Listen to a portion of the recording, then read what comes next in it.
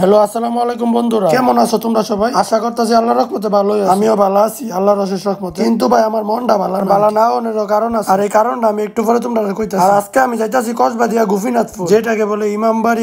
আর এই ইমামবাড়ি হইছে আমার খালার বাড়ি, আর আমি যাইতাছি আমার খালার বাড়ি। খালার বাড়ি যাওয়ার উদ্দেশ্যটা হইতাছে গিয়া, কিছু খারাপ প্রকৃতির মানুষ আছে না, যেটি সামনে তা ক্ষতি করতে না পারে পিছে তা ক্ষতি করে, এমন কিছু খারাপ প্রকৃতির মানুষ আমার খালার বাড়ি রাইতের অন্ধকারে আগুন লাগাই দিছে এই ঘর। আর এই সময় রাত বাজতো 3টা, আর 3টার থেকে ওই মানুষের মেইন গুমটা লাগে। আর যারা আগুনটা লাগাইছে তারাও ভালো করে জানে। আর বাড়ির ভিতরে তেমন বেশি মানুষ আসলো না। আর এই ঘরটা হইতাছে আমার খালারা ঘরের মেইন ঘর না। এই ঘরটার ভিতরে আমার খালাহারা নার্সারির মালপত্র, নার্সারির কাজ করতে যা যা লাগে সবকিছু এই ঘরটার ভিতরে আছে। রাইতের অন্ধকারে পূর্ব শত্রুতামির কারণে নিরালে আগুনটা লাগাই দিয়ে গেছে। আর ঘরের লগে 4-5টা গাছ হয়ে আগুনের তাপে পুইরা একবারে সারখার হয়ে গেছে। আমি যাই যদি ঘরটা পুইরা একবারে মাটির লগে হইতে গেছে। আর যে না যে আলো অবস্থা। আর আল্লাহ বাঁচাইছে এই ঘরটার ভিতরে কোনো কারেন্টের লাইন হয়ে আসলো না, যেই কারণে অন্য ঘরটি বাইচা লগে যে গাছটি দেখতেছে একবার আগুনে পুইরা শেষ হয়ে গেছে। আর এই গাছটার অবস্থা তো একবার না যায় অবস্থা, ফুটতে আংরা হয়ে গেছে। আমার একটাই চাওয়া আল্লাহর কাছে, যারা আগুনটা লাগাইছে আল্লাহ তুমি তারা কঠিন ভাবে হেদায়েত করো। এইভাবে একটা ঘর ফিরা দেওয়া কোনো ভালো মানুষের কাম হইতে পারে না। আজকের ভিডিও